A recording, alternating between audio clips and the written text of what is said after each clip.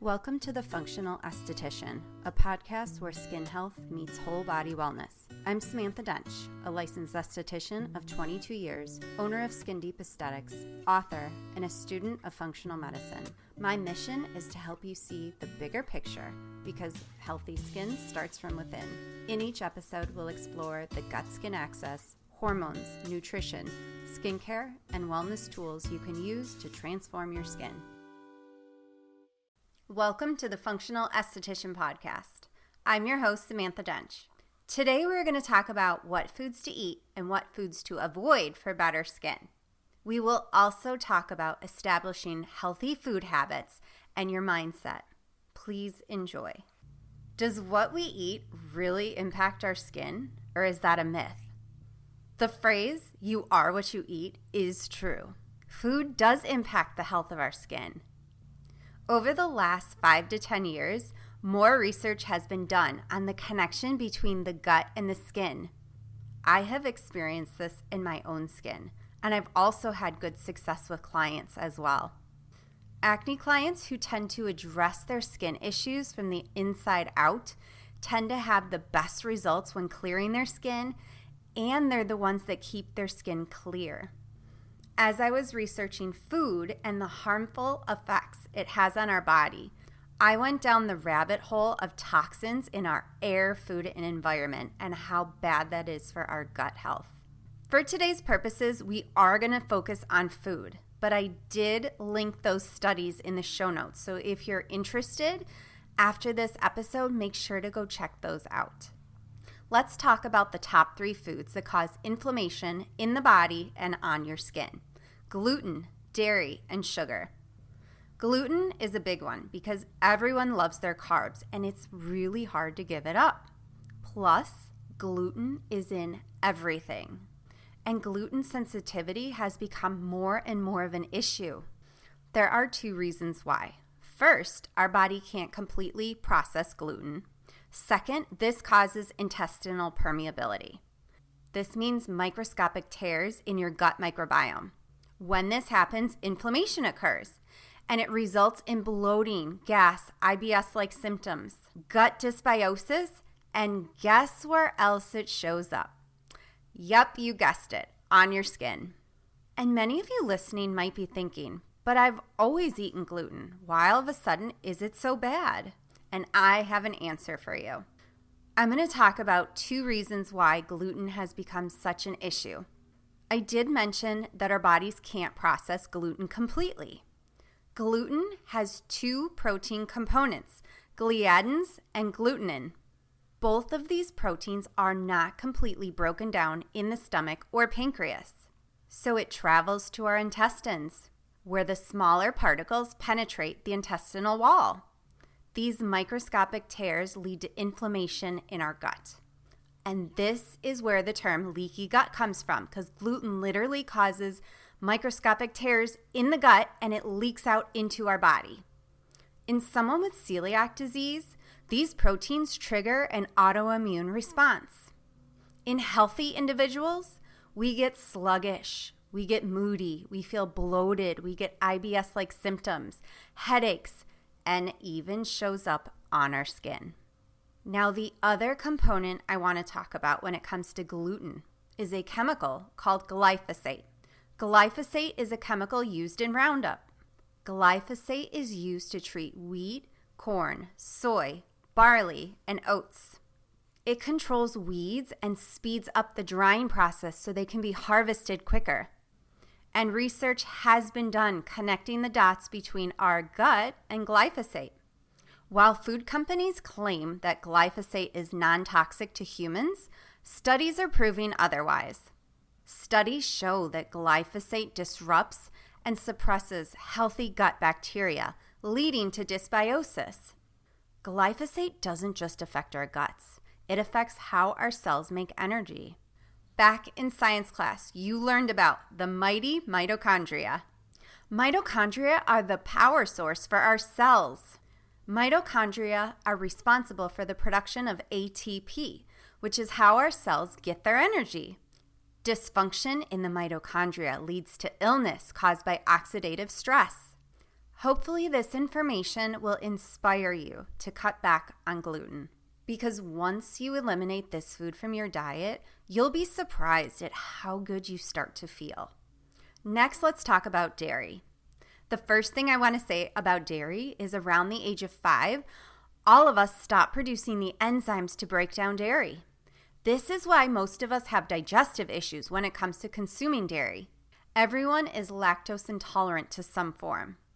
Think about how bloated and gassy you feel when you eat dairy. And if you really haven't paid attention, next time you eat it, I want you to stop and pay attention to your body. Your gut gets bloated and gassy because it doesn't have the enzymes to break down the dairy. And just like with gluten, when your gut can't fully digest something, it creates inflammation and it damages the intestinal wall. And inflammation affects our health, and it also shows up on the skin. Lastly, we're going to talk about sugar. We did cover sugar in our Halloween episode, so after this podcast, make sure to listen to that one next. Sugar causes a process in our body called glycation. Glycation breaks down the proteins in our body, creating inflammation and speeding up aging. On the skin, glycation shows up as premature wrinkles, crosshatch wrinkle patterns, dull or textured skin. If you think of orange peel skin, that's what glycated skin looks like, and acne. This brings me to my next point: sneaky, healthy foods that are in everything we eat. Sugar is hidden in most processed or prepackaged foods. We believe that consuming fruit smoothies, Greek yogurt, and protein bars are healthy. Unfortunately, they're all loaded with hidden sugar. And yes, sugar even comes in the form of fruit. If you're having issues with your health, body, or skin, I recommend cutting back on fruit too. Greek yogurt is loaded with sugar. And I know most of us are looking for the probiotics, but you have other alternatives instead. If you're looking for the probiotics, I recommend either raw dairy or kefir. Raw dairy is not as bad as it's claimed to be. Our dairy is highly processed. It has additives and has gone through extreme heat, so it actually kills the good stuff in dairy. Companies do this because they know it will preserve the dairy so it can sit on the shelves for months.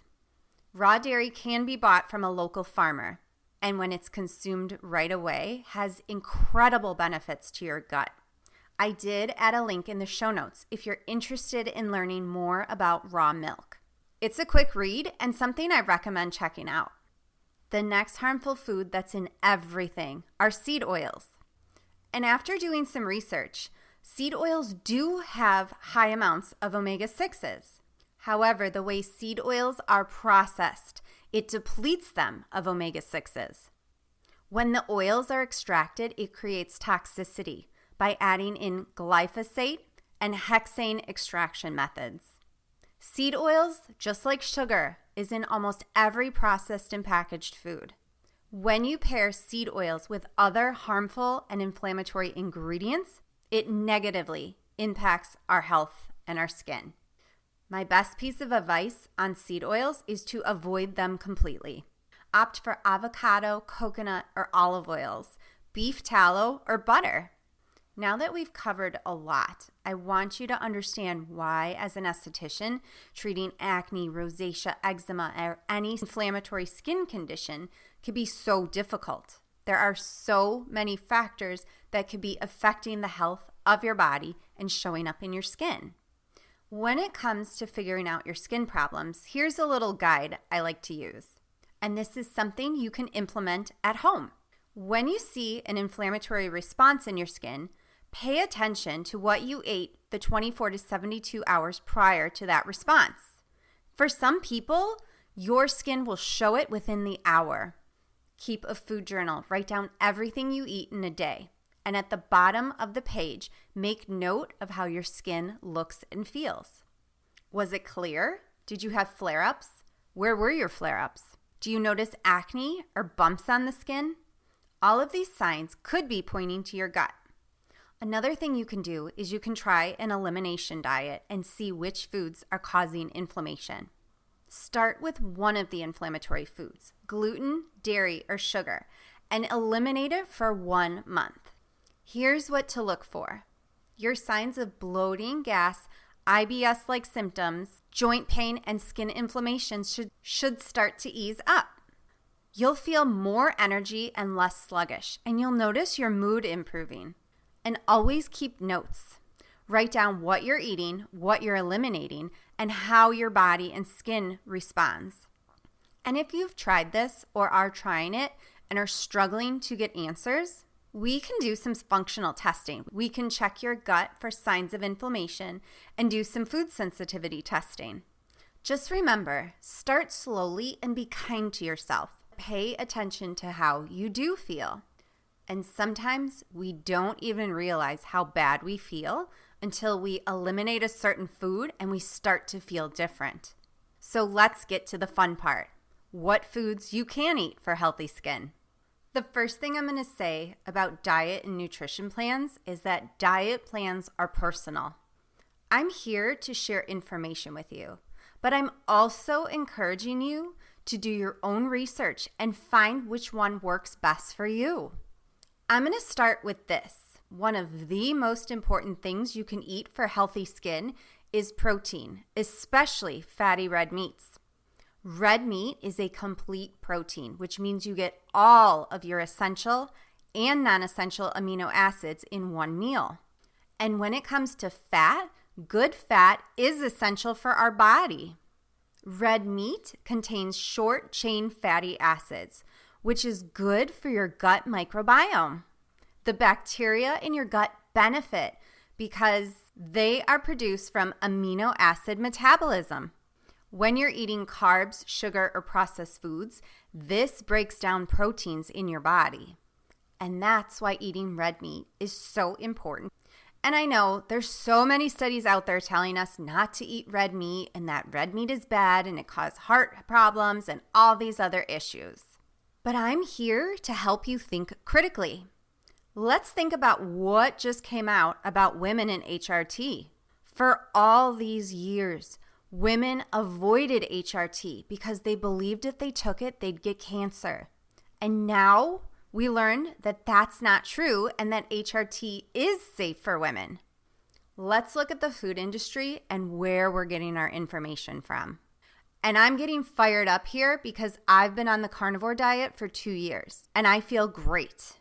I have no health issues, no heart issues, no cholesterol issues, and my gut feels better than it ever has. I have always been an avid researcher. So when Clint introduced me to the carnivore diet, I started learning as much as I could. And one thing I learned is the importance of fatty red meat is key for our bodies.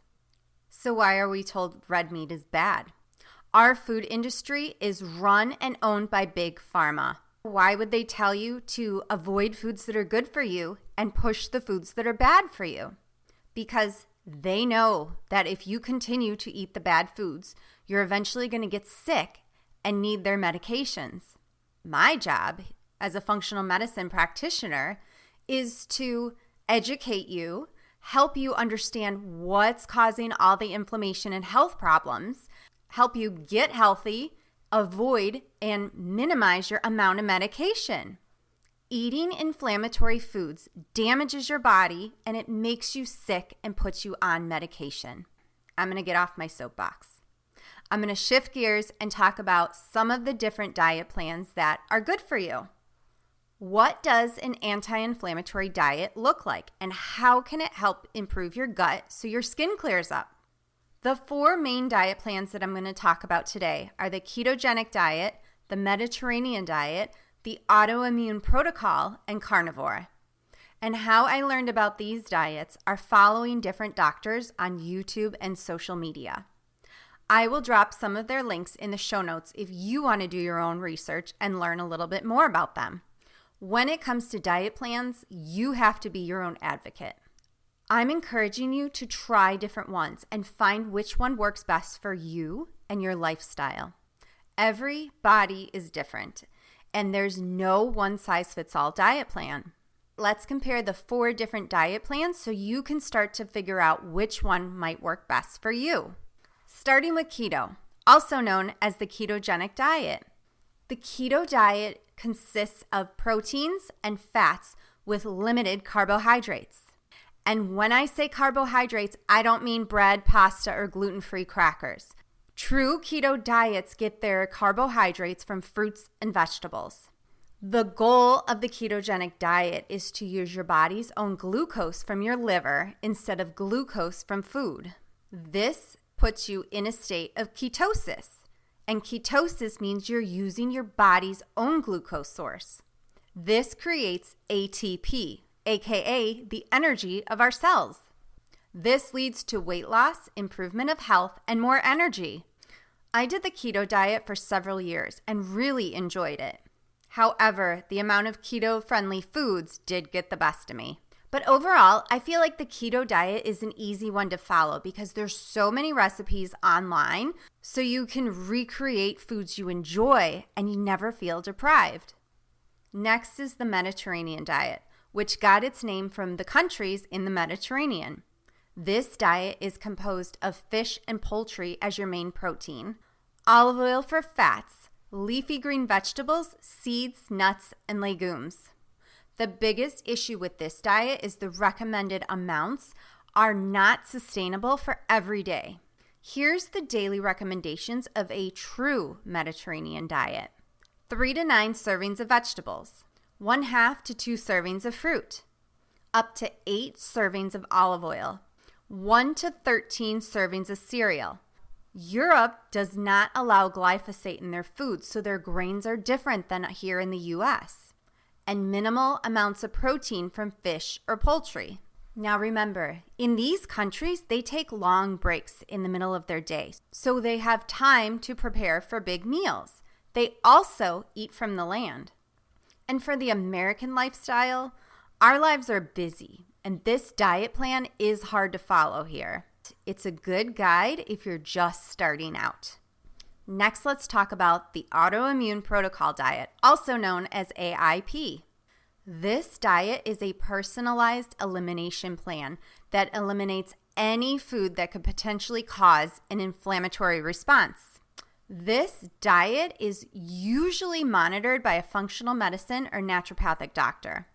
And we have talked about the negative effects inflammatory foods have on the body. The goal of this diet is to eliminate any potential allergen or food that can trigger inflammation in your body. There are 3 phases to the AIP diet. Phase 1 is elimination and can last from 6 weeks to 6 months. This phase is the most restrictive. You eliminate any food that could potentially cause an inflammatory response in your body. Phase 2 is reintroduction and typically lasts from 1 to 3 months. This is the phase where you slowly start to introduce foods back into your diet. If you don't have an inflammatory response, you can continue to eat that food. If you do have an inflammatory response, you know from now on to avoid that food. Phase 3 is maintenance, and this is your long-term nutrition plan. As long as you avoid those foods that cause inflammation, you will stay healthy. And the last diet plan is the carnivore diet. Carnivore means you eat beef, butter, salt, and eggs. It's pretty simple. However, some carnivores do consume dairy for extra fat. The concept behind the carnivore diet is to eat like the cavemen did. Many carnivores also do intermittent fasting and condense their meals into short windows throughout the day.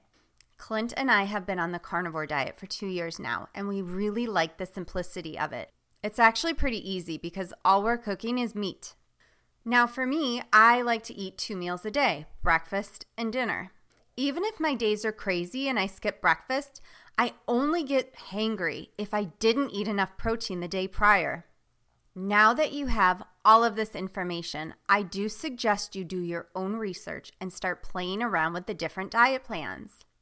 It's good to start implementing these into your life and find out which ones work best for your lifestyle. The biggest takeaway I've had in school is that diet is personal. And it really should be because all of us are individuals.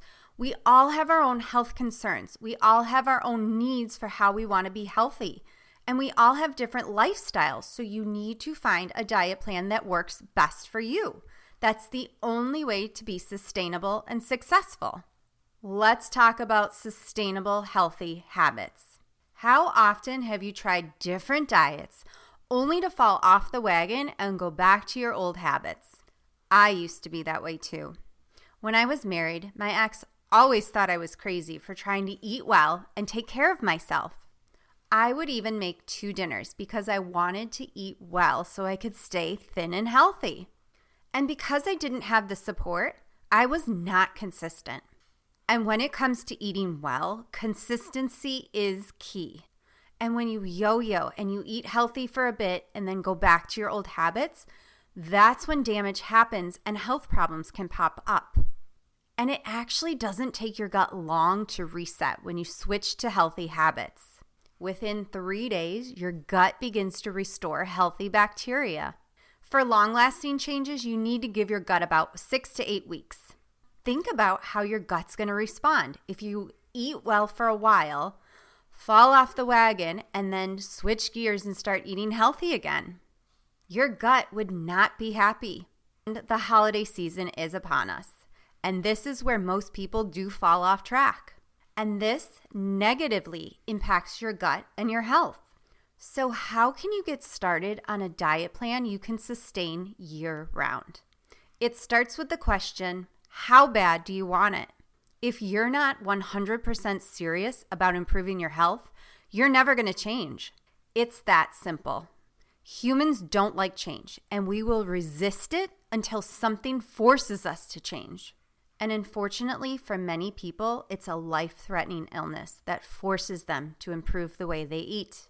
And I hope by telling you this, I'm inspiring you to take action before something drastic happens. There's a great book I read several years ago by Simon Sinek called Start With Why. Everything in your life, your decisions, your mission, your passion, it's all fueled by the question of why. So now I'm going to ask you, why do you want to be healthy? This is your starting point, and it's up to you to take control and live that mantra every day. For me, my why is my kids. Every decision, everything I do is about how is this going to impact my kids? And that is why I started my business, got divorced, moved my kids to the neighborhood we're in, and changed my eating habits. Sit with this thought and really think about why do you want to make a change? I want today's episode to make you feel uncomfortable because comfort keeps you stuck and prevents you from making a change and taking action in your life. Another problem I see is we set our goals and expectations for ourselves way too high. This means we can never sustain our goals or meet our own expectations. And this is another reason why we can't stick to a diet plan. How often have you said, I'm going to lose 50 pounds? How well does that actually work? It doesn't because it's not sustainable. Here's what is. Set a goal to lose 5 pounds. And when you lose that 5 pounds, do something nice for yourself, like go get your nails done or get a massage. That is a more attainable goal. And once you hit that 5-pound goal, set a new goal for another 5 pounds or maybe 10 pounds this time. And at that point, you likely will hit your goal because you're taking smaller steps to get to smaller goals that will ultimately lead you to a bigger goal. When I'm feeling super stressed and I feel like the world is crashing down on me, I will literally sit and think, if I can just get through this hour, I'll be okay. And then once I get through that hour, I think to myself, I gotta get through this next hour. And I keep doing that until I get through the day. And sometimes that's what it's gotta take to get from point A to point B. So you can apply this to your eating. Don't completely go cold turkey and switch over to a brand new diet plan because you know you're not going to be able to sustain it. Start by eliminating 1 or 2 inflammatory foods at a time. Find things that will help nourish you so you don't feel deprived because deprivation prevents you from sticking to a diet plan. Easing into healthy meals will help you make better decisions and be able to sustain it for a lifetime. And just remember, healing takes time. And you will have times when you cheat or slip up because we're human. So don't beat yourself up. Just acknowledge you made a mistake and start fresh the next day. Slipping up or cheating isn't meant to make you feel bad. Just tell yourself, oops, I screwed up. Tomorrow's a new day and you can start fresh. If you would like some accountability with this, I am happy to help. You can always connect with me on social media for encouragement and for some accountability. And I hope this helps you feel like you can do this, because you can. It all starts with a mindset shift. I'd like to end today's episode with one small step you can start taking today. Grab a notebook and pen. Find a quiet spot to sit for about 10 to 15 minutes. I want you to think about all of your eating habits over the years. Which ones worked and which ones didn't? Grab your notebook and make 2 columns on a blank piece of paper. In the first column, I want you to write down everything you liked and what worked. And in the second column, I want you to write down what you didn't like and what didn't work. I want you to spend some time on this. And then I want you to think, what motivated you to eat better? What stopped you from eating well? What motivates you now? Just take some time and write it all down. When you're done writing, go back and reread everything. What stands out to you? The goal of this exercise is to help you understand where you've been and why you want to make a change. The first step to changing the way you eat is a shift in your mindset. Mindset is everything, and if you can find what motivates you, you'll be more successful. When I started doing keto in 2018, I jumped right in and gave up all the inflammatory foods. But that's also my personality and just how I'm wired. And at that time, I was ready for a change. I was sick and tired of feeling sluggish, exhausted, and bloated. I constantly had heartburn and my acne was really bad. And within a few weeks of going keto, I started to feel better and my skin started to clear up. I was motivated at that point, so I just kept going. And it did help that Clint was also eating keto because it was easy when we went out to dinner or had meals together. Eating well is simple, but it's not always easy. I hope today's episode gave you some useful tools you can start implementing in your life, because now you know what foods you can eat to help improve your skin. Thank you for listening. Today we talked about what foods to eat and what foods to avoid for healthy skin. Please head over to our social media page and tell us what you want to learn more about. We want to create future episodes about what you want to learn more about. Be sure to tune in to episode 9. We are going to talk about stress and its effects on your body and skin. And always remember, you deserve to love the skin you're in. As estheticians, we have such a unique opportunity to not only care for the skin on the surface, but to guide our clients towards deeper wellness. If this episode gave you something to think about, share it with me on Instagram @SkinDeepIL. I look forward to connecting with you there. And if you enjoyed this conversation, subscribing and reviewing the podcast helps others find these conversations too. And always remember, you deserve to love the skin you're in.